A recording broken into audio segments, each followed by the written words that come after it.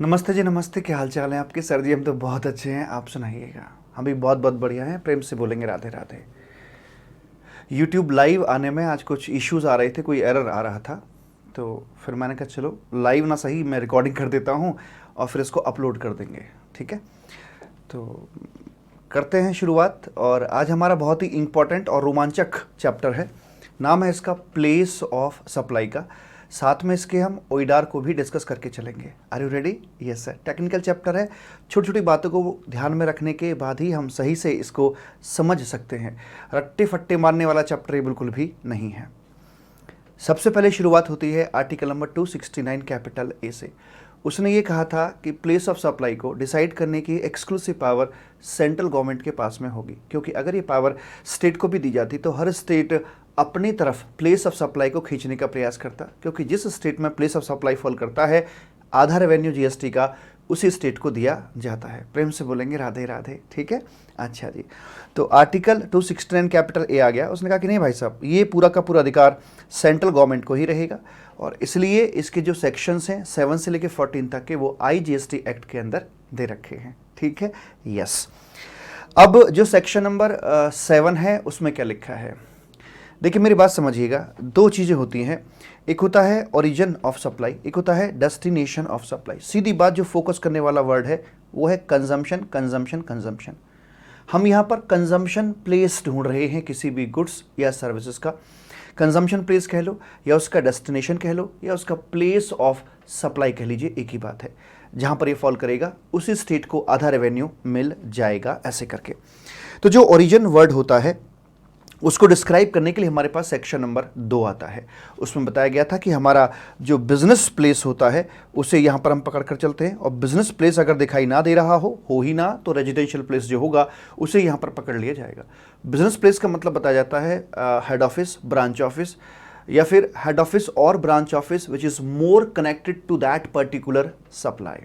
ठीक है, insurance agent जैसे उनका अपना कोई ऑफिस डालकर नहीं बैठते हैं, तो जो उनका रेजिडेंशियल प्लेस है वही यहाँ पर सप्लायर की लोकेशन बना दी जाती है।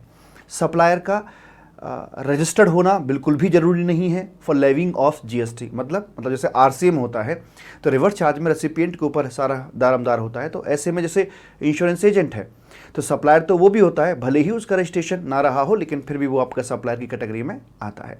सप्लायर की परिभाषा में स्पेसिफिकली ये बात एनालिसिस पार्ट के अंदर आती है कि supplier may be a registered person और may not be a registered person. ठीक, यस। अब यहाँ पर बात करते हैं जो डेस्टिनेशन है इसको किस सेक्शन के अंदर अपना बताया गया है। तो जो गुड्स संबंधी बातें हैं वो सेक्शन नंबर 10 और 11 में होंगी, और जो सर्विस संबंधी बातें हैं वो सेक्शन नंबर 12, 13, और ओइडार का जो डिस्कशन आएगा वो सेक्शन नंबर 14 के अंदर आपका आ जाता है। ठीक सर। तो ये जब दो बिंदु हमारे सेट हो जाते हैं तो उसके बाद कहानी ये शुरू होती है कि साहब अगर इन दोनों बिंदुओं के बीच में अगर कोई किसी प्रकार का बॉर्डर आ जाता है, ये बॉर्डर दो स्टेट के बीच का हो सकता है, ये बॉर्डर दो कंट्री के बीच का हो सकता है, दो यूटी के बीच का हो सकता है, स्टेट एंड यूटी के बीच का हो सकता है, दो यूटीज के बीच का हो सकता है, कैसे भी हो, अगर कोई किसी प्रकार का बॉर्डर आ जाता है, जैसे बोलते हैं ना पति पत्नी और वो तीसरा पैर बीच में निकल आता है, एक बॉर्डर बीच में आ जाता है, दो दोस्तों के बीच में जो लड़ाई की जो जड़ होती है वो क्या होती है आप सब जानते हैं। तो ऐसे ही अगर बीच में कोई किसी प्रकार का बॉर्डर आ जाए, बिजली कड़क जाती है, तो वहां पर हम उसे बोल देते हैं inter state supply. More over border दो प्रकार के यहां पर होते हैं, एक फिजिकल बॉर्डर जिसका अभी मैंने बखान किया, दूसरा होता है virtual border. Special economic zone को हम ऐसे मानते हैं जैसे कि इंडिया के बाहर ही है। मान लीजिए सेम स्टेट के अंदर मेरा एक डीटीए यूनिट है और उसी स्टेट के अंदर मेरा लाइक एसईजेड की यूनिट भी है, तो इन दोनों के बीच में एक वर्चुअल बॉर्डर आ जाता है, बिकॉज एसईजेड को ऐसे मानते हैं जैसे कि लोकेटेड आउटसाइड इंडिया है। तो जो भी ट्रांजैक्शन यहाँ पर होगी वर्चुअल बॉर्डर के चलते हुए उसे भी हम यहाँ पर बोलकर चलेंगे इंटर स्टेट। तो बॉर्डर कैसा भी हो, फिजिकल हो या फिर वर्चुअल हो, उसे यहाँ पर इंटर स्टेट कैटेगरी के अंदर रखवा दिया जाता है, ऐसा बोला जाता है सेक्शन नंबर 7 के अंदर। सेक्शन नंबर 8 ये कहता है कि भाई साहब जो अदरवाइज बातें हैं वो सारी की सारी आपकी इंट्रा स्टेट में आ जाएंगी, यानी कि जहाँ पर कोई किसी प्रकार का बॉर्डर नहीं आता है वो तमाम ट्रांजैक्शंस आपकी यहाँ पर इंट्रा स्टेट में फॉल कर जाएंगी, वैसे करके बोल दिया जाता है। एसईजेड वाली बात आपकी आ जाती है। दूसरा, टूरिस्ट जो होते हैं इंडिया के बाहर से यहाँ पर आए, चांदनी चौक दिल्ली में शॉपिंग करी और शॉपिंग करके उस गुड्स को अपने वतन लेकर जाएंगे, उसके लिए उन्हें एक जीएसटी सर्टिफिकेट सेलर से लेना पड़ता है। ये कमिट करना होता है कि ठीक है से मैं बाहर लेकर जा रहा हूँ, तो इसको एक तरीके से डीम्ड एक्सपोर्ट की भांति ट्रीट किया जाता है। और इसमें जो आईजीएसटी दुकानदार को पे किया है वो टूरिस्ट आदमी इंडियन इंटरनेशनल एयरपोर्ट से उसका रिफंड भी लेकर चलता है। तो उसी के लिए यहाँ पर बता रहे हैं कि उस ट्रांजैक्शन को भी हम इंटरस्टेट बोलेंगे। इसके पीछे कई सारे कारण हैं। एक, कि इसे डीम्ड एक्सपोर्ट की तरह ट्रीट किया जाता है। नंबर 2, इसके पीछे कारण ये है कि जब रिफंड मिलना है तो फिर भाई सीधा आईजीएसटी सेंट्रल गवर्नमेंट को दो, सेंट्रल गवर्नमेंट से ही इंडियन एयरपोर्ट पर रिफंड ले लो, बात खत्म। स्टेट को बीच में क्यों डालते हो? जब वास्तव में कोई रेवेन्यू मिलना ही नहीं है तो क्यों बिना बात के चक्कर डालते? तो इसे यहाँ पर बोला गया कि इस ट्रांजैक्शन को भी हम इंटरस्टेट के नाम से बुलाकर चलेंगे। आगे बात करते हैं टीडब्ल्यूआई। सभी लोग जानते हैं कि अगर कोई टीडब्ल्यूआई के अंदर कोई आप काम कर रहे हैं, आपका कोई भी ओरिजिन या डेस्टिनेशन आपको देखकर चलना है, तो टीडब्ल्यूआई चूंकि सेंट्रल गवर्नमेंट के कंट्रोल में आता है, वो किसी यूटी या स्टेट का हिस्सा नहीं है, तो उसके केस में हम क्या करके चलते हैं कि जो भी नियरेस्ट स्टेट या यूटी आ रहा होता है, टीडब्ल्यूआई को उसी के सेंस में, उसी के साथ इंटरप्रेट कर दिया जाता है। ठीक है सब, वैसी वाली बात सेक्शन नंबर 9 में आ जाती है।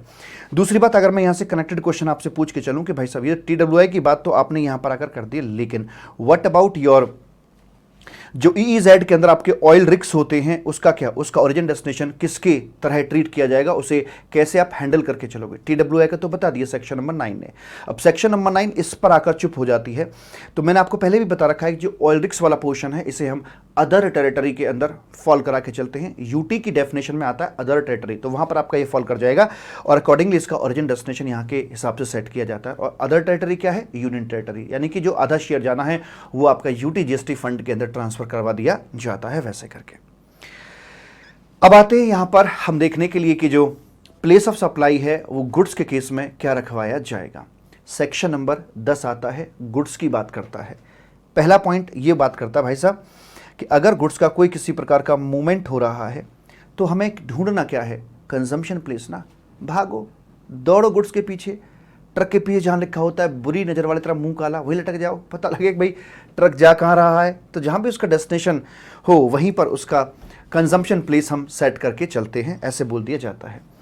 आगे बात करते हैं कि अगर हमारा कोई bill to ship to model आ रहा हो तो वहाँ पर क्या किया जाएगा। बिल टू शिप टू के अंदर ये बात करके चलते हैं, मान लीजिए ए है, ये बी है, ये सी है, तो बिलिंग तो ऐसे की जाती है कि ए ने बी को बिल कर दिया, बी ने यहाँ पर सी को बिल कर दिया, लेकिन जो गुड्स का मूवमेंट है नॉर्मली तो ऐसे होना चाहिए, लेकिन हम उसे ऐसे ऐसे ना कराकर हम डायरेक्ट यहाँ करा देते हैं, शिप टू ऐसे करा देते हैं। तो बिल टू शिप टू के अंदर भी नॉर्मली वही चीज़ चलेगी जैसे कि नॉर्मली चलनी चाहिए थी। अगर मान लीजिए ये पहली ट्रांजैक्शन है तो इसमें प्लेस ऑफ सप्लाई आप क्या तय करके चलते? सर बी की लोकेशन पर। इसमें क्या तय करके चलते? सर सी की लोकेशन पर। ठीक, अभी भी हम वैसे ही करके चलेंगे, भले ही आपने बाईपास होकर गुड्स को निकाल दिया हो। तो पहली ट्रांजैक्शन के लिए प्लेस ऑफ सप्लाई अभी भी बी की लोकेशन रहेगी और अगली ट्रांजैक्शन के लिए जो प्लेस ऑफ सप्लाई है वो यहाँ पर सी की लोकेशन ही रहेगी। यानी कि आप बाईपास निकाल देंगे तो इट डजंट मीन कि आपका प्लेस ऑफ सप्लाई चेंज हो जाएगा। शहर के अंदर अंदर होके निकालो, ऐसे से निकालो या ऐसे निकालो, क्या फर्क पड़ता है यार। तो इसमें भी ट्रीटमेंट आपका यही वाला यहाँ पे रखवाया जाएगा। प्रेम से बोलेंगे राधे राधे। ठीक, उसके बाद बात करते हैं यहाँ पर आकर के अगर गुड्स का मूवमेंट इन्वॉल्व नहीं है, for example sale and lease back. ये मेरा कैमरा है, मुझे फंड्स की आवश्यकता पड़ती, 10 लाख रुपए का मेरा कैमरा है, मैंने इसको बेच दिया और तुरंत लीज पर वापस ले लिया, तो मेरा कैमरा अपनी जगह से हिला भी नहीं। इसका मतलब इसका कंजम्पशन प्लेस कहाँ है? जहाँ पर ये कैमरा रखा हुआ है वही इसका कंजम्पशन प्लेस बना दिया जाता है। तो जो लोकेशन ऑफ गुड्स है वही उसका प्लेस ऑफ सप्लाई भी रहेगा। इन केस ऑफ असेंबली और इंस्टॉलेशन, तो इसमें हम अच्छे से जानते हैं कि जिस स्टेट के अंदर असेंबली या इंस्टॉलेशन हो रहा होगा वही उसका कंजम्पशन प्लेस बना दिया जाएगा और उसी स्टेट को आधा जीएसटी मिल जाएगा। आगे है on board supply of goods. जब यात्रा के दौरान मास्क, सैनिटाइजर, सिलेंडर वगैरह ये सब अपना दिया जाता है और उस तरह के गुड्स जो होते हैं, चने, ये सब दिया जाता है, तो वहां पर आकर बोलते कि जहां से गुड्स को टेकन ऑन बोर्ड, जहां से गुड्स को चढ़ाया जा रहा है उस ट्रेन के अंदर, जहाज के अंदर, तो वहां पर उसका प्लेस ऑफ सप्लाई बना दिया जाएगा। ठीक है मेरे बच्चा? Yes sir. इंपोर्ट एक्सपोर्ट की अगर हम बात करें तो सर इंपोर्ट के केस में ऑब्वियस सी बात है यार, जो लोकेशन ऑफ इंपोर्टर होगी वो यहां पर आ जाएगी, और एक्सपोर्ट के केस में जो फॉरेन टेरिटरी है, जो अब्रॉड है, ये इसका प्लेस ऑफ सप्लाई बना दिया जाएगा। ठीक सर जी। असल बात शुरू होती है यहां से आकर कि सर्विसेज के केस में हमारा जो प्लेस ऑफ सप्लाई है वो यहां पर क्या रखवाया जाएगा, ये बात यहां निकलकर सामने आ जाती है। तो यहां दो प्रकार की बातें, सेक्शन 12वां और सेक्शन 13वां। सेक्शन 12 को ठीक से पढ़ लिया तो 13वां सेक्शन तो ऑटोमेटिकली यहां पर कवर हो ही जाना है। क्या लिखा है सेक्शन नंबर 12 के अंदर? 12 को पढ़ने से पहले एक बात समझिएगा, यहां पर जो हम थंब रूल अपने इस्तेमाल करके चलते हैं तो सबसे पहले हमें यह देखना होता है कि क्या जो दी हुई सर्विस है जिसका हम प्लेस ऑफ सप्लाई ढूंढने के लिए जा रहे हैं, देखिए लॉ मेकर भी आपके हमारे जैसा ही है, उसने जब ये नियम कानून बनाए हैं तो उसने इस तरह की बातों को ध्यान में रखा है, इन प्रिंसिपल्स को ध्यान में रखते हुए उन्होंने ये सेक्शन को ड्राफ्ट किया है। अगर कोई किसी प्रकार का क्लू आपको यहां पर मिल रहा है कि यार कंजम्पशन प्लेस ये रहा, माना कि सर्विस का फिजिकल एग्जिस्टेंस नहीं होता बट फिर भी महसूस तो की जाती है कि यार ये रहे, this is the consumption place of the services, वैसे करके। अब रेस्टोरेंट है, अब खुशबू तो आती है ना खाने की, तो पता लग जाता है कि बेटा यहां पर सर्विस का कंजम्पशन प्लेस यही है। तो क्लू मिलता है तो उसे अपना के चलेंगे, जैसे इमूवेबल प्रॉपर्टी लिंक्ड सर्विस हो गई अपनी, इवेंट लिंक्ड सर्विस हो गई अपनी, तो पता लगता है कि सर्विस का कंजम्पशन प्लेस क्या है। दूसरा, अब ये चेक करो, अगर ऐसा कुछ पता ना लग पाए तो चेक करो कि इसका जो सर्विस का नेचर है वो B2B है क्या। अगर B2B है, एंड एक चीज ध्यान रखना, एंड ये ऑलवेज पढ़ा जाएगा, एंड रेसिपिएंट ITC क्लेम कर रहा है, तो मुझे बताएं क्या ऐसी अवस्था में वास्तव में सरकार को कोई रेवेन्यू की प्राप्ति होती है? सर देखिए, ऐसी अवस्था में GST सरकार को जाएगा जरूर, परंतु सामने वाला उसका क्रेडिट बुक कर लेता है तो प्रैक्टिकली सरकार को कुछ भी यहां एक धेले का भी सरकार को रेवेन्यू गेन नहीं हुआ है। सरकार को गया और सामने वाले ने ITC बुक कर लिया, बात खत्म। ये अच्छा, अगर मान लो ऐसा हो तो कि पैसा गया और रिफंड क्लेम कर लिया, तब भी सरकार को कुछ नहीं मिला। दरअसल सरकार को तब मिलता है जब उस GST का आगे क्रेडिट मिलना बंद हो जाता है, चेन टूट जाती है या रिफंड वगैरह कुछ ना मिले, वो पैसा जो गया है वो टिके उनके पास में, तो वास्तव में रेवेन्यू उनका बनता है और तभी वो आधा आधा बंटवारा भी होता है। ऐसी अवस्था में आप बताइए क्या बंटवारा होता होगा? जी नहीं। IGST का सेक्शन नंबर 17 आएगा, वहां पर लिखा होगा कि भाई ऐसी अवस्था है तो कोई किसी प्रकार का बंटवारा नहीं किया जाता है। तो इसमें तो सिंपल, जब कुछ मिलना ही नहीं है तो एक कोई ब्रैकेट रूल पकड़ लीजिए अपना, तो इसमें बोल दिया गया लोकेशन ऑफ रेसिपिएंट, ये बोल दिया जाता है क्योंकि इसमें सबको उदासीनता नजर आती है क्योंकि रेवेन्यू तो एक्चुअल में कुछ मिल ही नहीं रहा है। B2C सप्लाई अगर है तो यहां पर वास्तव में सरकार को रेवेन्यू मिलेगा क्योंकि सामने वाला जो व्यक्ति है उसको IT से मिलने वाला नहीं है। तो यहां पर पहली पसंद कमला पसंद बनेगी, आई मीन टू से रेसिपिएंट की लोकेशन बनेगी, और अगर ये किसी कारणवश ना पता लग पा रही हो तो सप्लायर की लोकेशन यहां पर आपकी मजबूरी में आकर प्लेस ऑफ सप्लाई बनानी पड़ जाएगी। ठीक है जी। सेक्शन नंबर 12 कब लगता है? जब दोनों पार्टी, दोनों बागड़ बिल्ले यहीं पड़े हों, TT के अंदर लोकेटेड हों, सप्लायर भी और रेसिपिएंट भी, ये भी TT में और ये भी TT में, तब ये सेक्शन आपका अप्लाई करवाया जाता है। जबकि सेक्शन नंबर 13 तब अप्लाई करवाया जाएगा जब कोई एक या दोनों पार्टी, आई रिपीट, जब कोई एक या दोनों पार्टी इंडिया के बाहर हों तो आपका ये सेक्शन यहां पर अप्लाई करवा दिया जाता है। ठीक है जी, ओके। तो यहां पर सबसे पहले आता है आपका रेज्यूडरी प्रोविजन, बाकी आगे चल के आपके स्पेसिफिक सेक्शंस यहां पर आ जाते हैं। तो वो देखिए, अब इन थंब रूल्स को ध्यान में रखते हुए आपका ये तमाम प्रकार का नियम कानून बनाया गया है। तो रेज्यूडरी प्रोविजन में क्या डाल दिया? लोकेशन की रेसिपिएंट पता है क्या? किसी भी कारण से पता है तो ठीक है भैया, उसका एड्रेस ऑन रिकॉर्ड आ रहा हो या वो बंदा रजिस्टर्ड रहा हो, जैसे मर्जी करके रहा हो, अगर आपको उसकी लोकेशन पता है तो फिर प्लेस ऑफ सप्लाई उसकी लोकेशन पर ही रखिएगा, और अगर उसकी लोकेशन पता नहीं है तो फिर सप्लायर की लोकेशन पर आप आ जाएंगे। ये आपका रेज्यूडरी रूल है, हारे का सहारा खाटू श्याम हमारा, यानी कि जब कहीं कोई क्लॉज में आप फॉल ना कर रहे हो तो आप यहां पर आ जाइएगा। दुनिया के सताए लोग यहां सीने से लगाए जाते हैं, जैसे कि प्रैक्टिसिंग चार्टर्ड अकाउंटेंट की सर्विस की हम बात कर रहे हैं, और ये दी जा रही है कैसे व्यक्ति को कोई एडवाइस कंसल्टेंसी लेने के लिए आ जाता है। तो मतलब B2B ट्रांजैक्शन आपकी नहीं हो पा रही है, रेसिपिएंट की लोकेशन का आता पता नहीं चल पा रहा है, तो यहां पर आकर उसको अप्लाई करवा दिया जाएगा। इमूवेबल प्रॉपर्टी लिंक्ड जो सर्विस होती है, इसके लिए दो बातों का ध्यान रखिएगा। अगर हमें इस के अंदर फॉल होना है तो यहां पर दो बातें पूरी होनी चाहिए। नंबर एक, जो सर्विस है वो आपकी डायरेक्टली कनेक्ट होनी चाहिए इमूवेबल प्रॉपर्टी से, और दूसरी बात ये कि जो इमूवेबल प्रॉपर्टी है वो आपकी यहां पर स्पेसिफिक होनी चाहिए, स्पेसिफिक होनी चाहिए, पॉइंट आउट जिसे किया जा सकता हो कि ये वाली प्रॉपर्टी की हम लोग बात कर रहे हैं। जैसे कि अगर मैं किसी कंसल्टेंट के पास में जाता हूं और वो मुझे 10 प्रॉपर्टी गिनवाता है कि यहां इन्वेस्ट कर सकते हो, यहां इन्वेस्ट कर सकते हो, यहां इन्वेस्ट कर सकते हो, कंसल्टेंसी लेके आया, 10,000 रुपए उसने मुझसे ले लिए हैं, तो उसने किसी पर्टिकुलर प्रॉपर्टी के बारे में नहीं बताया, उसने अलग अलग लोकेशंस पर अलग प्रॉपर्टी की जानकारी मुझे दी है। तो यहां पर आपके इमूवेबल प्रॉपर्टी जो है वो स्थायी नहीं है, स्पेसिफिक नहीं है। लेकिन अगर उस सलाह के बाद मैं पर्टिकुलर प्रॉपर्टी की डील कर लेता हूं और उस पर वो कंसल्टेंट अपना कमीशन लेता है, तब यहां पर इमूवेबल प्रॉपर्टी आपकी स्पेसिफिक प्रॉपर्टी बन जाती है। तो दो बातें अगर पूरी होती हैं तो ही आप यहां पर फॉल करोगे, अदरवाइज फॉल नहीं करोगे। तो ऐसे में हम जानते हैं कि भाई जो लोकेशन ऑफ इमूवेबल प्रॉपर्टी है वो यहां पर आ जाएगी, या इंटेंडेड टू बी लोकेटेड है वो आपका यहां पर आ जाता है।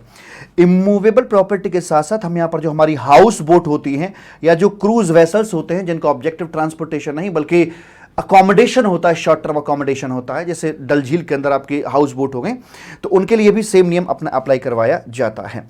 आगे बोलते हैं कि देखिए, अगर if it is outside India, ऐसा हो सकता है कि सप्लायर भी टीटी में है, रेसिपिएंट भी टीटी में आ रहा है, लेकिन प्रॉपर्टी इंडिया के बाहर बन रही है। तो ये तो बेइज्जती वाली बात हो गई। कैसे कि दोनों पार्टी इंडिया में है और प्लेस ऑफ सप्लाई बाहर जा रहा है। जब प्लेस ऑफ सप्लाई इंडिया के बाहर होगा तो जीएसटी की हम बात कैसे कर सकते हैं भला। तो ऐसी अवस्था में खिसियानी सरकार ने थोड़ी सी यहाँ पर एक चीटिंग कह लो, कुछ भी कह लो, वो करी। और क्यों करी उसका जवाब भी मैं आपको दूंगा। और उन्होंने कहा कि अगर ऐसा जा रहा है तो फिर वैसी अवस्था में प्लेस ऑफ सप्लाई को रेसिपिएंट के लोकेशन पे लाके डाल देंगे। मतलब अल्टीमेटली गवर्नमेंट को इस प्रोजेक्ट के अंदर भी जीएसटी चाहिए, इसलिए यहां पर यू टर्न इन्होंने मार दिया है। ये था यू टर्न कि दोनों पार्टी यहां पर प्लेस ऑफ सप्लाई बाहर है तो उसे घसीट कर यहीं पर लेकर आ जाएंगे। आगे बोलते हैं कि अगर एक से अधिक इमूवेबल प्रॉपर्टी आपकी है, मतलब अलग अलग स्टेट के अंदर फॉल कर रही है, तो ऑब्वियस सी बात है कि जब झगड़ा अपनों के बीच में होता है तो सहजता के साथ चीज़ों को प्रपोर्शनेट यहां पर करवा दिया जाता है कि मैं सर्विस जो दे रहा हूं 3 स्टेट के अंदर फॉल कर रही है तो उसे एक एप्रोप्रिएट रेशियो लेकर हम उसको यहां पर एलोकेट कर देंगे और अकॉर्डिंगली उन्होंने स्टेट्स को यहां पर बेनिफिट पहुंचवा दिया जाएगा। आगे आती है आपकी परफॉर्मेंस बेस्ड सर्विसेज, जिसके अंदर हम बात करते हैं रेस्टोरेंट की, केटरिंग की, पर्सनल ग्रूमिंग, ब्यूटी ट्रीटमेंट, आय हाय हाय हाय हाय हाय, उसके बाद में फिटनेस हेल्थ क्लब है। तो ये जो आपकी सर्विसेज मेरे बच्चा यहाँ पर दे रखी हैं, इनके बारे में क्या, तो इनको हम महसूस कर सकते हैं। जिम जहाँ पर है, रेस्टोरेंट जहाँ पर है, खुशबू आ जाती है, पता लग जाता है कि बेटा हियर इज द लोकेशन कि सर्विस का एक्चुअल कंजम्पशन प्लेस कहाँ है वो हमें दिखता है। तो जहाँ पर ये सर्विस परफॉर्म की जा रही है, यानी कि जहाँ पर रेस्टोरेंट वगैरह ये सब अपने लोकेटेड हैं, वहीं पर सर्विस को हम मानकर चलते हैं सप्लाई किया हुआ, उसका प्लेस ऑफ कंजम्पशन वहीं पर माना जाएगा अकॉर्डिंगली। आगे बात करते हैं service relating to training and performance appraisal. जैसे कि मान लीजिए मैं जीएसटी की ट्रेनिंग क्लासेस यहां पर दे रहा हूं, तो उनका प्लेस ऑफ सप्लाई क्या माना जाएगा। तो इन्होंने इसकी कैटेगरी बना दी कि अगर B2B है तो फिर तो सरकार को वास्तव में कुछ नहीं मिलने वाला, तो वही location of recipient as always. And B2C है तो यहां पर वास्तव में सरकार को कुछ मिलेगा, तो उन्होंने बोला कि नहीं, जहां पर एक्चुअल में सर्विस दी जा रही है वहीं पर इसका प्लेस ऑफ सप्लाई माना जाएगा। मान लीजिए मैं यूपी से बिलोंग करता हूं और मेरी फेस टू फेस क्लासेस या ट्रेनिंग दिल्ली में चल रही है, तो हवा पानी वगैरह सब कुछ दिल्ली का इस्तेमाल कर रहा हूं, तो लॉजिकल सी बात है कि आधा जो शेयर जीएसटी में मिलता है वो दिल्ली को मिलना चाहिए, इसलिए place of supply actual performance place पर लिया जाएगा। सर एक बात बताइए, यहां तो इन्होंने B2B कर दिया है इसमें अंदर, लेकिन इसमें आकर इन्होंने ये क्लासिफिकेशन क्यों नहीं किया कि B2B और B2C क्यों नहीं किया। सर देखिए, यहां पर B2B वाली पोजीशन बनती नहीं है, क्योंकि ये आपकी वो वाली सर्विसेज हैं जिनका की सेक्शन 17 सबसेक्शन 5 के तहत ये आपके ब्लॉक्ड क्रेडिट के अंदर आती हैं। तो इनका वास्तव में सामने वाली पार्टी को आईटीसी अवेलेबल नहीं होता है, इसलिए अगर मैं यहां पर B2B वाली बात लिख के चलता हूं तो टेक्निकली गलत हो जाता है। तो ये वाली जो सिचुएशन है ऑलवेज B2C वाली कैटेगरी के अंदर ही फॉल करके चलेंगी, इसलिए यहां पर एक क्लासिफिकेशन नहीं किया कि B2B है तो ये क्या और B2C है तो ये क्या। तो सिंपल एक बोल दे भैया परफॉर्मेंस प्लेस, दैट्स इट। इसमें आईटीसी अवेलेबल हो जाता है रेसिपिएंट को, इसलिए इसकी 2 कैटेगरी यहां पर बना दी जाती है। राइट है जी, यस। इवेंट लिंक्ड सर्विसेज की हम लोग बात कर रहे हैं। ये अगर आपकी इवेंट होती तो एक तो होती है इवेंट में एडमिशन लेने के लिए आ रहे हो, तो जो इवेंट में एडमिशन लेने के लिए हम लोग आते हैं, तो चाहे कंपनी चाहे आपकी B2B ट्रांजैक्शन क्यों ना रही हो, B2B से मेरा सेंस ये है कि सामने वाली पार्टी रजिस्टर्ड है एंड वो आईटीसी भी यहां पर ले पाने में सक्षम है। तो जिस तरह की सर्विस की हम बात कर रहे हैं, पंकज उदास का शो चल रहा है कि चांदी जैसा रूप है तेरा सोने जैसे बाल, तो वहां पर कॉन्सर्ट के अंदर हम जाते हैं, एडमिशन लेते हैं, लेकिन क्या इसका हमें आईटीसी अवेलेबल होगा? The answer is no, ITC यहां पर अवेलेबल नहीं करवाया जाएगा। नहीं होगा तो यहां पर B2B जैसा कोई क्लासिफिकेशन हमने दिया ही नहीं है। सिंपल एक बात यहां पर लिख दी है कि भाई साहब प्लेस ऑफ सप्लाई जो होगा, लोकेशन ऑफ द इवेंट, अगर ये जो कॉन्सर्ट हो रहा है जम्मू एंड कश्मीर में हो रहा है तो इसका place of supply Jammu and Kashmir ही रखवाया जाएगा। दूसरा, इस इवेंट से लिंक्ड ढेरों टाइप की सर्विस हो सकती हैं, जैसे कि इवेंट मैनेजमेंट की सर्विसेज हो गई, स्पॉन्सरशिप की सर्विसेज हो गई, तो वहां पर आकर दोनों कॉन्सेप्ट चलते हैं। B2B यानी कि सामने वाली पार्टी को आईटीसी भी अवेलेबल हो जाता है और B2B भी चलेगा और B2C भी यहां पर चलेगा। अगर B2B है तो रेसिपिएंट की लोकेशन एज यूजुअल आ ही जानी है, और अगर ये आपका B2C में आता है तो ये इवेंट लिंक्ड सर्विस है। पता है कि मेरी जो सर्विस है इवेंट मैनेजमेंट की सर्विस है, भले ही मैं दिल्ली का क्यों ना हो, रेसिपिएंट कहीं का भी क्यों ना हो, लेकिन सर्विस का कंजम्पशन प्लेस हमें यहां पर दिखाई दे रहा होता है खुली आंखों से। इसलिए जो उसकी इवेंट की लोकेशन है या जो परफॉर्मेंस प्लेस है बेसिकली वही आपकी यहां पर बना दी जाती है साहब, प्लेस ऑफ सप्लाई। लेकिन अगर इवेंट इंडिया के बाहर हो रही हो तो यह सेक्शन नंबर 12 लगता तब है जब सप्लायर एंड रेसिपिएंट आदमी दोनों टैक्सेबल टेरिटरी के अंदर आ रहे हों। अगर ऐसे में अगर इवेंट आपकी बाहर हो रही है तो place of supply naturally India के बाहर चला जाएगा। तो गवर्नमेंट इसमें बेइज्जती महसूस करती है कि दोनों पार्टी यहीं पर में, जिसकी गर्दन पकड़ोगे वहां से रस निकल आएगा, लेकिन फिर भी प्लेस ऑफ सप्लाई हमें नहीं मिल पा रहा है यहां इंडिया के चक्कर में। तो इन्होंने कहा कि नहीं, यहां पर हम प्लेस ऑफ सप्लाई अब नहीं बनाएंगे, इसको घसीट कर हम यहां पर ले आएंगे, रेसिपिएंट की लोकेशन पर ले आएंगे। यानी कि जैसा ट्रीटमेंट इमूवेबल प्रॉपर्टी के संबंध में किया था वैसी वाली बात इन्होंने यहां पर आकर भी कर दी है। प्रेम से बोलेंगे राधे राधे। ठीक है जी। उसके बाद आगे बढ़ते हैं। यहां पर कुछ नहीं है, मल्टीपल लोकेशन इंटरनेशनली, इसमें ऐसा कुछ भी लिखा हुआ नहीं है। मल्टीपल लोकेशन डोमेस्टिकली, तो सीधी सी बात है, अगर एक सर्विस का place of supply multiple state के बीच में फॉल कर रहा है तो वहां पर प्रपोर्शनेट किया जाएगा, क्योंकि जब झगड़ा अपनों के बीच में होता है तो सहजता के साथ हम उसको निपटा लेते हैं और एक्चुअल और रियल बेसिस पर जो प्रपोर्शन बनता है उसमें इस रेवेन्यू को शेयर करवा दिया जाता है। ट्रांसपोर्टेशन ऑफ गुड्स की सर्विस है, अगर B2B है तो कुछ सोचने वाली दूसरी बात है ही नहीं।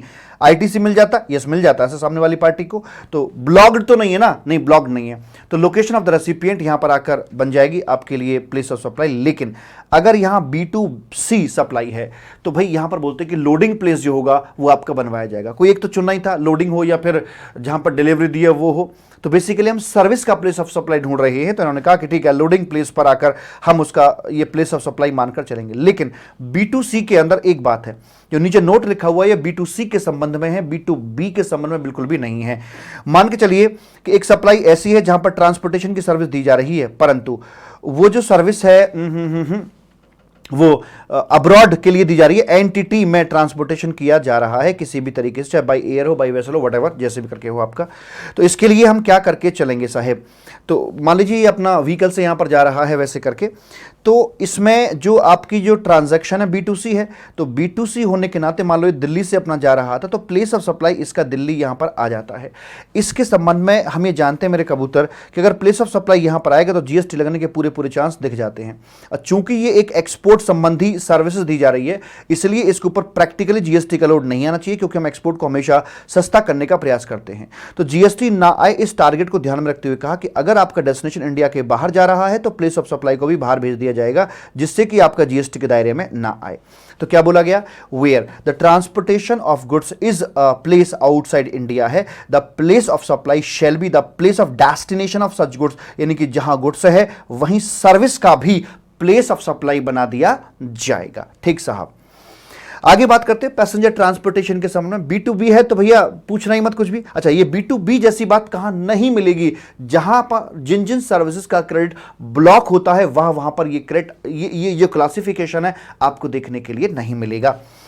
तो ये हो गया जी आपका B2B है तो location of the recipient, B2C है तो बोर्डिंग पॉइंट। अब जैसे मान लीजिए जो पैसेंजर ट्रांसपोर्टेशन आपके होते हैं तो उसमें बोर्डिंग पॉइंट आएगा, और गुड्स ट्रांसपोर्टेशन होता है तो लोडिंग पॉइंट आता है। अब इंसान लोड थोड़ी ना होते हैं, इंसान बोर्ड होते हैं और गुड्स लोड होता है, तो बोर्डिंग प्लेस यहां पर आ जाएगा। लेकिन कभी कभी ऐसा होता है कि आपको कोई कूपन, कोई वगैरह इस तरह का कोई कॉन्टेस्ट जीता आपने, तो वहां पर कुछ मिल गया कि चलो ठीक है स्विट्जरलैंड का ट्रिप आपको मिल जाएगा, लेकिन आप बैठेंगे कहां से ये डिसाइड नहीं होता है। बोर्डिंग प्लेस क्या होगा ये इनिशियल लेवल पर पता नहीं होता है, तो क्या करके चलेंगे, तो अगर ऐसी वाली बात फंसती है, तो आपको बोर्डिंग प्लेस नहीं पता लग पा रहा है, तो फिर हम ये बोलेंगे कि भैया ये वाला प्रोविजन नहीं लग पा रहा है, और हम इसको उठाकर जो रेजिड्यूरी वाला प्रोविजन होता है वहां पर ले जाएंगे, इस वाले के अंदर ले आएंगे और यहां पर लाकर उसका क्लासिफिकेशन फिर करवा दिया जाएगा, यानी कि उसका प्लेस ऑफ सप्लाई यहां पर आकर निकाल दिया जाएगा।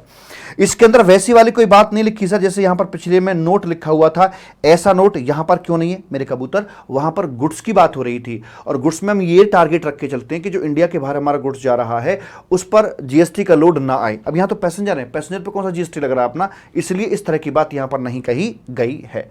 ठीक है साहब, यस सर। आगे बढ़ते हैं मेरा बच्चा, आगे क्या बोलता है? ऑन बोर्ड सर्विसेज जो होती है, चने चाय चाय, हालांकि चने मैंने वहां भी बोल दिया था, चने सर्विस होती है एक प्रकार की, बेसिकली वो यहां पर बोलना चाहिए था मुझे।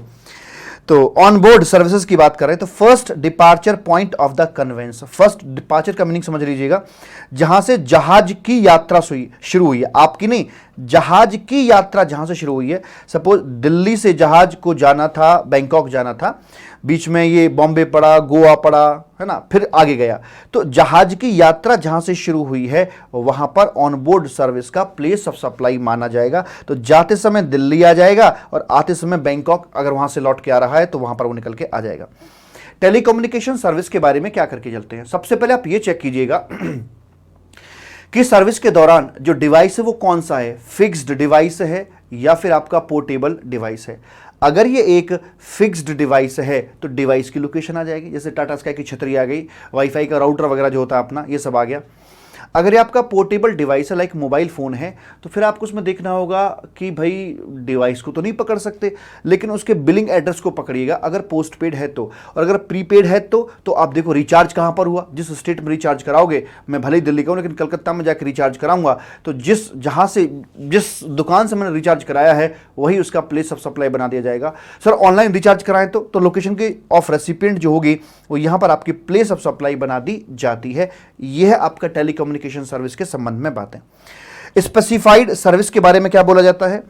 सर्विस ऑफ बैंकिंग कंपनी की बात हो या अदर फाइनेंशियल सर्विसेज हो या स्टॉक ब्रोकिंग की सर्विस की बात करी जा रही हो, ध्यान से सुनिएगा, banking, other financial services, stock broker की सर्विस, लोकेशन ऑफ रेसिपिएंट अगर पता है तो, और अगर नहीं पता है तो लोकेशन ऑफ सप्लायर यहां पर बना दी जाएगी। जैसे बैंक, अगर आपको बैंक से जाके करेंसी एक्सचेंज करना है तो ऐसा कोई जरूरी नहीं है कि बैंक के पास आपका कोई बैंक अकाउंट होना चाहिए या आपकी आइडेंटिटी पता होनी चाहिए, ऐसा कुछ भी नहीं है। आप वहां पर जाइए और करेंसी एक्सचेंज आप कर सकते हैं। तो ऐसी अवस्था में जब बैंक को आपकी लोकेशन नहीं पता होगी तो फिर वो लोकेशन ऑफ सप्लायर, यानी कि जो बैंक की लोकेशन है, बैंक की ब्रांच की जो लोकेशन है, वहीं पर उसका प्लेस ऑफ सप्लाई भी बना दिया जाता है। इंश्योरेंस के केस में क्या करेंगे? इंश्योरेंस में B2B है तब भी वही है, B2C है तब भी वही है, तो भाई साहब बोलने की जरूरत है ही नहीं B2B B2C, क्योंकि भले ही B2C सप्लाई ही क्यों ना हो, लेकिन उस केस में भी हम जानते हैं कि इतनी नॉलेज सामने वाले व्यक्ति को जिसका इंश्योरेंस करा रखा है खुद को नहीं होगी, उससे ज्यादा नॉलेज इंश्योरेंस कंपनी को उसके बारे में होती है। यहां तक पता होता है कि सामने वाला व्यक्ति की मृत्यु कब होगी, एक्चुअली वैल्यूएशन करवा के चलते हैं, उसी हिसाब से प्रीमियम भी सेट किया जाता है। ठीक है, तो उसकी जो रेसिपिएंट की लोकेशन है ऑलवेज नोन होती है इस बिजनेस के अंदर, तो वहां पर रेसिपिएंट की लोकेशन ही ऑलवेज आपकी निकल कर आएगी। ठीक है, उसके बाद में एडवर्टीजमेंट सर्विसेज टू गवर्नमेंट की जब हम बात करते हैं कि कोई एजेंसी है जो गवर्नमेंट को सर्विस देती है, लाइक बेटी बचाओ बेटी पढ़ाओ या मेक इन इंडिया इनिशिएटिव्स, बहुत सारी ऐसी चीज़ें हैं जो गवर्नमेंट प्रचार करवा के चलती है। तो ये प्रचार मल्टीपल स्टेट्स के अंदर किया जाता है, तो वहाँ पर जो रेवेन्यू है, ऑब्वियस सी बात है, प्लेस ऑफ सप्लाई भी मल्टीपल स्टेट के अंदर डिवाइड किया जाएगा, तो जो रेवेन्यू है वो भी एक उसी रेशो के अंदर डिवाइड किया जाएगा जिस रेशो में सप्लाई प्रैक्टिकली दी गई है। अब रेशो क्या इस्तेमाल किया जाएगा, तो वो आपका IGST के रूल्स हैं, उनके तहत यहां पर बता रखा है कि जब कोई एड एजेंसी गवर्नमेंट को सर्विस दे रही है तो किस टाइप की सर्विस और किस मोड में सर्विस दे रही है, और वहां पर इसका जो हम क्लासिफिकेशन है या जो प्रपोर्शन है वो किस बेसिस पे करके चलेंगे वो बताया जाता है। अगर न्यूज़पेपर की बात करें तो इसका बेस्ट रेशो क्या होगा कि किस स्टेट में उसके नंबर ऑफ रीडर्स कितने हैं। मान लीजिए 3 स्टेट में न्यूज़पेपर पब्लिश होता है, तो प्रत्येक स्टेट में उसके जो रीडर्स हैं वो कितने, उस आधार पर हम उसका प्लेस ऑफ सप्लाई अलग अलग स्टेट के अंदर सेट करके चलेंगे। पैम्फलेट के थ्रू है तो किस स्टेट में कितने पैम्फलेट बांटे गए। ठीक, होर्डिंग्स अगर हैं तो किस स्टेट में कितनी होर्डिंग्स लगाई गई। ट्रेन है, ट्रेन का गहरा कनेक्शन, दिल्ली कनेक्शन, मोहब्बत वाला कनेक्शन किसके साथ में है? रेलवे स्टेशन के साथ में है या ट्रैक जो है, पटरी जो है उसके साथ में है? सर ट्रैक के साथ में है। तो ट्रैक लेंथ के आधार पर एक रेशो तैयार किया जाएगा। तो सर क्या इंच टेप लेकर हम ट्रैक लेंथ को नापेंगे? नहीं, ऐसा कुछ भी नहीं है। गवर्नमेंट वेबसाइट में सब कुछ पता है कि कहां से कहां तक की जो लेंथ कितनी बनती है, वो सब पता है। इंच टेप लेने की आपको आवश्यकता नहीं है। रेलवे टिकट्स की बात करते हैं। रेलवे टिकट का जो संबंध है वो ट्रेन की पटरी से ज्यादा है या रेलवे स्टेशन से ज्यादा है? कहां रहती है railway ticket? Sir railway station में रहती है, तो इसका संबंध रेलवे स्टेशन से ज्यादा है। तो नंबर ऑफ रेलवे स्टेशन के रेशो में हम बांटकर चलेंगे। रेलवे टिकट के पीछे दिया जा रहा है एड, जैसे नॉर्मली बसों पर भी नहीं होता, राजा बिस्किट हो गया, जालेम लोशन हो गया, तो ऐसे सरकार भी अपने ऐड करा के चलती है। ट्रेन की टिकट के पीछे लिखवा दिया बेटी बचाओ बेटी पढ़ाओ, और ट्रेन जा रही भाई साहब 5 स्टेट से गुजरती हुई जाती है, धड़धड़ करती हुई निकल जाती है। तो क्या रेशो लेके चले, बेस क्या बनाएं? तो चेक करो प्रत्येक स्टेट में नंबर ऑफ स्टेशंस कितने पड़े, उससे एक रेशो बनाएंगे और अकॉर्डिंगली हम प्रपोर्शन इसमें कर देंगे। गैस बिल के पीछे दे रहे हैं, कहीं नहीं छोड़ रहे एडवर्टीजमेंट करना। गैस बिल के पीछे एडवर्टीजमेंट है, तो नंबर ऑफ जो कंज्यूमर्स किस स्टेट में कितने, उसके आधार पर डिवाइड करेंगे। रेडियो पे दिया जा रहा है तो किस स्टेट में कितने लिसनर्स हैं उसके आधार पर करेंगे। टेलीविजन है तो उसके व्यूअर कितने किस स्टेट में, उसके आधार पर। और अगर इंटरनेट है तो इंटरनेट की सर्विस को तो all over India deem to be supplied माना जाता है। अकॉर्डिंगली उसके हिसाब से हम बात करके चलेंगे किस स्टेट में उसके कितने सब्सक्राइबर हैं, उसके आधार पर। सिनेमा हॉल की बात करें तो वहां पर भी अब पिक्चर शुरू होने से पहले, पिक्चर देख लिया आपने? लेटेस्ट जो आई हुई धूम मचा रखी है भाई साहब, कतई जहर।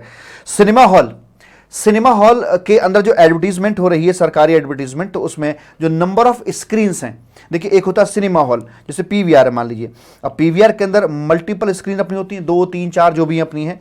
तो नंबर ऑफ स्क्रीन प्रत्येक स्टेट में कितनी स्क्रीन्स पर वो दिखाया गया। मान लो यूपी में दिखाया गया 80 स्क्रीन पर और हरियाणा में दिखाया गया 50 स्क्रीन पर। तो नंबर ऑफ स्क्रीन के आधार पर हम यहां पर एक रेशो अपना तैयार करके चलते हैं और उसी रेशो के अंदर प्लेस ऑफ सप्लाई को डिवाइड करवा दिया जाता है। प्रेम से बोलेंगे राधे राधे। ठीक है राधे?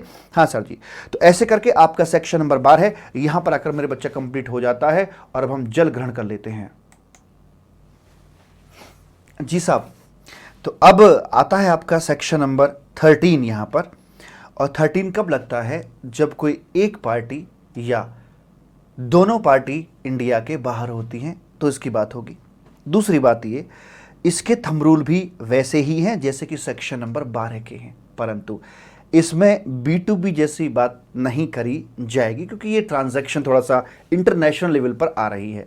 अब सामने वाला व्यक्ति GST में रजिस्टर्ड हो, विदेश में बैठा हुआ, ये तो उम्मीद नहीं की जा सकती, इसलिए B2B जैसी बातें यहाँ पर नहीं करी जाएंगी। लेकिन एक बात बताइएगा, अगर झगड़ा अपनों के बीच में हो तो हमें पक्षपात नहीं करना चाहिए, लेकिन अगर झगड़ा किसी बाहरी से हो तो ऐसी की तैसी उसकी।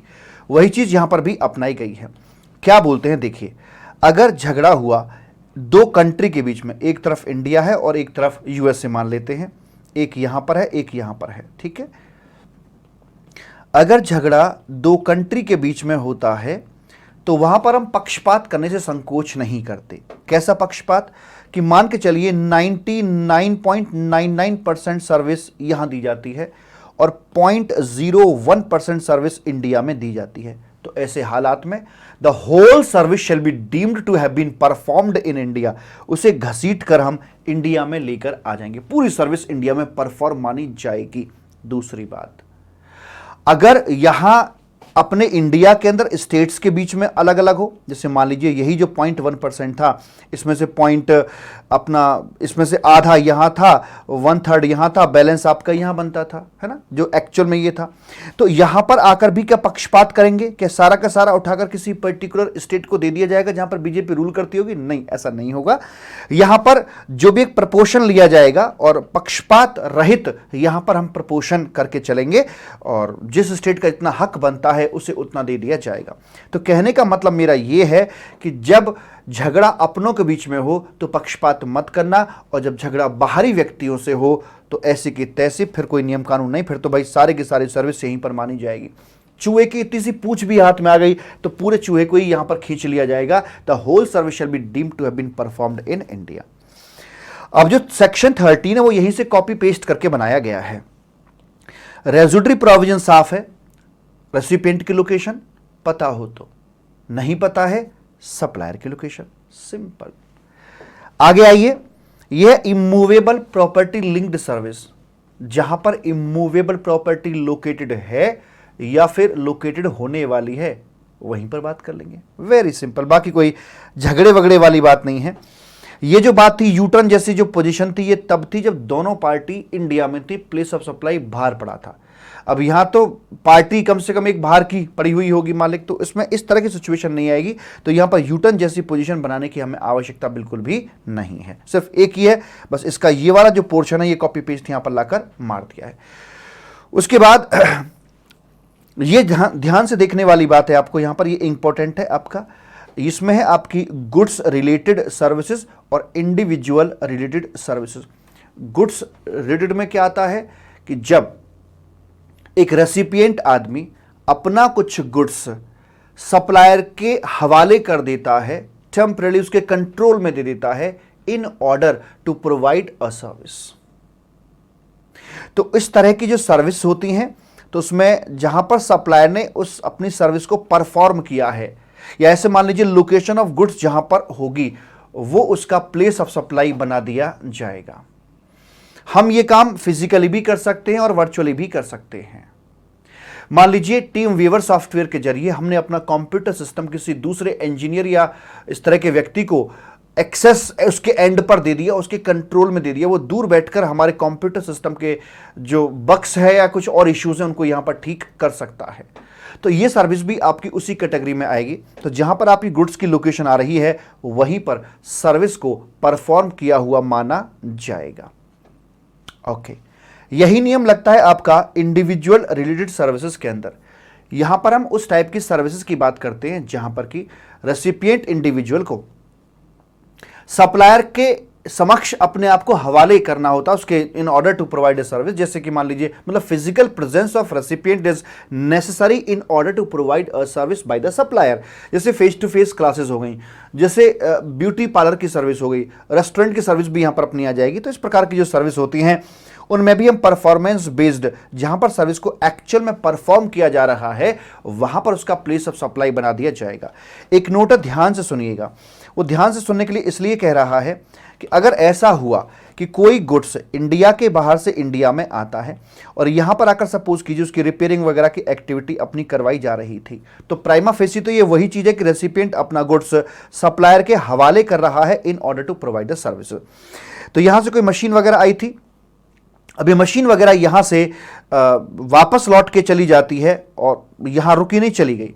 तो वास्तव में इसमें अगर आप देखोगे तो इसका टेम्परेरी इंपोर्ट किया गया था मशीन का, और वो इंपोर्ट था in order to provide a service, लेकिन वास्तव में उसका जो एंजॉयमेंट है सर्विस का, जो रियल में बेनिफिट है, वो इंडिया के बाहर लिया जाएगा। अगर ये यूएसए है तो वैसी बात कर रहे हैं, क्योंकि ये रिपेयरिंग की जो एक्टिविटी की गई उसमें हमारी जो सर्विस दी गई, सर्विस का वास्तविक जो बेनिफिट है वो इंडिया के बाहर लिया जाएगा, ना कि इंडिया के अंदर। तो ऐसे में हम क्या करते हैं कि जो प्लेस ऑफ सप्लाई है उसे इस प्रोविजन के तहत, यानी कि परफॉर्मेंस बेस्ड यहां पर नहीं रखते, इंडिया में नहीं रखते, बल्कि उसे हम रेजिडरी प्रोविजन के हवाले कर देते हैं कि रेसिपिएंट की लोकेशन अकॉर्डिंगली वो अपना इंडिया के बाहर पहुंच जाता है, ऐसे करके। ठीक साहब, लेकिन अगर सर मान लीजिए रिपेयरिंग हुई और यहीं पर आकर उन्होंने पुट टू यूज कर दिया, लेकिन सुनिए पुट टू यूज जो किया वो सिर्फ टेस्टिंग के लिए किया था, अल्टीमेटली वो बाहर ही गया है, तब भी मेरा जो आंसर है वो यही रहेगा जो यहां पर बताया। लेकिन इस बार पुट टू यूज जो था वो टेस्टिंग पर्पस के लिए नहीं था, बल्कि वो परमानेंटली यहीं पर अपना पुट टू यूज कर दिया जाता है इंडिया के अंदर।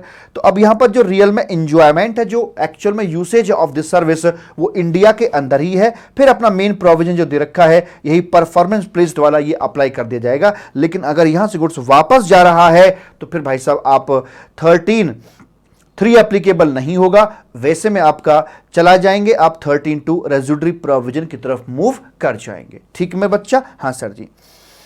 अब आपके बात करते हैं कि जो आपकी यहां पर इवेंट लिंक्ड या इवेंट एडमिशन संबंधी जो सर्विसेज होती हैं उनमें लोकेशन ऑफ इवेंट दोनों को मर्ज कर दिया। ठीक है यार, क्योंकि B2B जैसी बात तो यहां पर होनी है नहीं। देखिए यहां पर नियम क्या था, लोकेशन ऑफ द इवेंट। यहां पर क्या था, अगर मैं B2B को साइड मार दूं तो यहां पर भी वही था, लोकेशन ऑफ द इवेंट। तो इन्होंने कर दिया, लिख दिया लोकेशन ऑफ द इवेंट। अच्छा, यू टर्न जैसी पोजीशन यहां पर आने वाली है नहीं, तो वैसी कोई बात यहां पर लिखने की आवश्यकता नहीं है।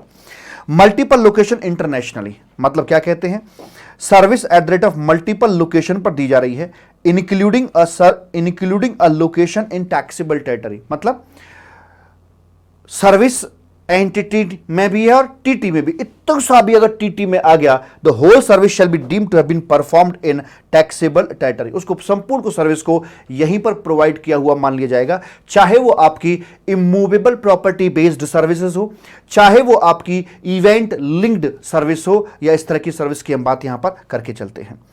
अगर मल्टीपल लोकेशन डोमेस्टिकली निकल के आए तो कोई दिक्कत नहीं, फिर तो हम प्रोपोर्शनेट ही अपना नॉर्मल तरीके से करके चलते हैं, स्टेट के बीच में उसको बांट दिया जाता है। सर ये क्या है, ट्रांसपोर्टेशन ऑफ गुड्स के संबंध में यहां बोलते हैं प्लेस ऑफ सप्लाई, सेक्शन 12 में लिया गया था बोर्डिंग या लोडिंग प्लेस, लेकिन यहां पर ऐसा क्यों बोल रहे हैं डेस्टिनेशन ऑफ गुड्स, मैं बताता हूं क्यों बोल रहे हैं ऐसा। भाई मान के चलिए यहां से आपका गुड्स इंडिया के बाहर जा रहा है, क्योंकि ये ट्रांजैक्शन आपके इंटरनेशनल लेवल पे की जा रही है, तो अगर ये एक्सपोर्ट कार्गो के संबंध में ये दी जा रही है, आप क्या चाहोगे, जीएसटी ना लगे, और ये तब संभव है जब आपका प्लेस ऑफ सप्लाई यहां एंटिटी में फॉल कर रहा हो, तो इसके लिए नियम क्या लिखना पड़ेगा कि भैया जहां गुड्स जा रहा है वहीं इसका प्लेस ऑफ सप्लाई भी बना दिया जाएगा। अगर मान लीजिए गुड्स आपका इंपोर्ट कार्गो हो, उसके संबंध में सर्विस दी जा रही हो, तो इंपोर्ट को तो हम हमेशा महंगा करने का प्रयास करते हैं, तो इसमें हम चाहेंगे कि जीएसटी अपना लगाया जाए, और अगर जीएसटी लगाया जाए तो वो तब लगेगा जब आपका प्लेस ऑफ सप्लाई यहां पर आएगा, तो यहां लाने के लिए इन्होंने वही नियम काम कर जाएगा, डेस्टिनेशन ऑफ द गुड्स, तो आपके दोनों पर्पज सॉल्व हो जाते हैं, एक्सपोर्ट सस्ता होता है और इंपोर्ट अपना महंगा यहां पर हो जाता है। ठीक बच्चा, यस सर। उसके बाद में पैसेंजर ट्रांसपोर्टेशन में, उसमें ऐसा कोई फंडा नहीं आता, गुड्स में तो देखना पड़ता है कि भैया एक्सपोर्ट सस्ता हो, ये ऐसे हो, लेकिन हमारे पैसेंजर ट्रांसपोर्टेशन में ऐसी वाली कोई बात नहीं आती, तो जो नियम कानून आपके यहां दे रखा था वही नियम कानून कॉपी पेस्ट करके यहां पर मार दिया। B2B जैसी बात होंगी नहीं, तो B2C के अंदर जो नियम था उन्होंने यहां पर लाकर डाल दिया है। ठीक सर जी। ऑन बोर्ड के अंदर कॉपी पेस्ट है, वही first departure point of the conveyance वो यहां पर आ जाता है, इस तरह की कोई बात यहां पर लिखी हुई नहीं है। अगर टेलीकम्युनिकेशन की बात है तो अपना रेजुडरी प्रोविजन के अंदर जाएगा, सेक्शन 13 में ध्यान दीजिएगा, 13 में टेलीकम्युनिकेशन सर्विस जैसी कोई चर्चा नहीं कर रखी। अगर ऐसा कोई 13 के संबंध में प्रोविजन क्रिएट होता है तो वो 13(2) रेजुडरी प्रोविजन के द्वारा टैकल किया जाएगा।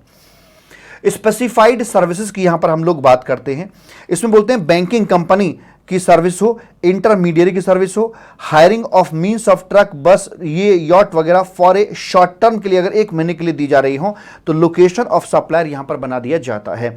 एक एग्जांपल देखिए मैं आपको समझाता हूं, जैसे मान लीजिए इंडिया के यहां अंदर कोई मार्केटिंग एजेंसी है, कोई विदेशी परफ्यूम है और अमेरिका का, और परफ्यूम आप देखते हो कि 2, 2.5, 10,000, 20,000, भाई साहब 20,000 रुपए के परफ्यूम, हद हो गई, कमाल कर दिया भाई साहब। वो परफ्यूम इंडिया में एक हाई वैल्यू पर यहां आते हैं और फिर इनका मोटा अपना कमीशन इंडिया में होता है, जो एजेंसी बनी हुई है, जो मार्केटिंग एजेंसी है, जो एजेंट होते हैं, जो इंटरमीडियरी होते हैं, और फिर उसको यहाँ इंडिया के अंदर प्रोडक्ट को बेच दिया जाता है। तो ये बंदा जो कमीशन कमा रहा है, इसको कमीशन कहाँ से मिलेगा, सप्लायर ऑफ सर्विस ये है, कमीशन यहां से मिलेगा इसे अपने इस कमाई के ऊपर। तो ये जो कमाई थी सरकार इसको भी जीएसटी के दायरे में लाना चाहती थी।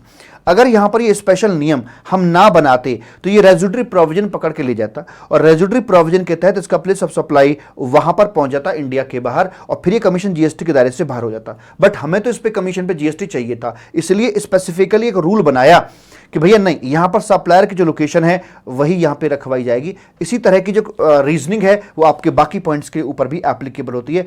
बैंकिंग कंपनी की सर्विस, इंटरमीडियरी की service, hiring of means of transport मतलब ट्रांसपोर्टेशन के साधन, चाहे वो बस हो, ट्रक हो, यॉट हो, एटसेट्रा हो, फॉर ए मैक्सिमम 1 मंथ के लिए। लेकिन अगर यहां पर जो ये हायरिंग वगैरह की जा रही है वेसल और एयरक्राफ्ट के संबंध में है तो आपका 13(2) लगाया जाएगा और इसका मैंने प्रॉपर लॉजिक आपको दे रखा है, क्योंकि हम नॉर्मली वेसल और एयरक्राफ्ट लीज पर लेते हैं या लीज पर देते हैं। सर लीज पर लेते हैं। अगर लीज पर लेते हैं तो सप्लायर बाहर का है, रेसिपिएंट इंडिया का है। तो सरकार अगर इसको भी यही नियम लगा दे लोकेशन ऑफ सप्लायर तो इस वाली ट्रांजैक्शन पे सरकार को जीएसटी मिल नहीं पाएगा। इसलिए कहा कि हम नहीं खेल रहे, यहां पर नहीं। अगर ये वाली बात हो रही है तो इसे 13(2) में ले जाएंगे, जहां पर पहली पसंद कमला पसंद के तौर पर रेसिपिएंट की लोकेशन आ जाएगी और सरकार को इस पे जीएसटी मिल जाएगा। क्योंकि अमूमन हम इस तरह की चीजों को आगे लीज पर देते नहीं बल्कि लेते हैं। समझ में आ गई बात? यस। आगे है एडवर्टीजमेंट टू, ये वाली सर बात यहां पर नहीं हो रही है। ओइडार के बारे में बात करें तो लोकेशन ऑफ रेसिपिएंट बोल के चलता है ओइडार के संबंध में। और आगे बात करते हैं कि सरकार डबल टैक्सेशन को अवॉइड करने के लिए, कि मान लीजिए बाहर की कंट्री भी किसी ट्रांजैक्शन पे टैक्स लगा रही है और हम भी उस पर टैक्स यहां पर लगा रहे हैं, तो ये तो डबल टैक्सेशन हो जाएगा। तो ऐसी अवस्था में हम झुक जाएंगे और बोलेंगे कि जहां पर सर्विस का इफेक्टिव यूज हो रहा है या जो इंजॉयमेंट सर्विस का जो बेनिफिट जहां पर लिया जा रहा है वहां पर इसका प्लेस ऑफ सप्लाई निकाल कर रखवा दिया जाएगा। यह है आपका 1313 करके मालिक। उसके बाद में यहां पर मैंने आपको ये इलस्ट्रेशंस और दे रखे हैं जो रूल्स के माध्यम से हैं, और ये सारे के सारे जो इलस्ट्रेशंस हैं रूल के माध्यम से, ये है आपके सिर्फ और सिर्फ किस काम के लिए बताऊं, प्रपोर्शन के लिए, कि होटल है उसका क्या प्रपोर्शन बनेगा। तो ये सारे के सारे वेरी वेरी इजी इलस्ट्रेशंस है, आप देखना चाहो देख लेना, ना देखना चाहो मत देखना, क्योंकि ये कॉमन सेंस से अंडरस्टूड है जो इन्होंने रेशो बताया है, तो इन सभी में रेशो की ही बात यहां पर करी जा रही है। उसके बाद में आगे बात करते हैं, यहां पर कुछ एक सर्कुलर्स भी आपके मालिक दिए हुए हैं। चलें, यस सर, तो एक सेकंड रुको जरा, हम यहां पर ये जो आपका यहां पर सर्कुलर आ रहा है ये 1313 वाली सिचुएशन को ही बेसिकली देखकर बनाया गया है। खैर मैं आपसे बात करता हूं, जवाब दीजिएगा।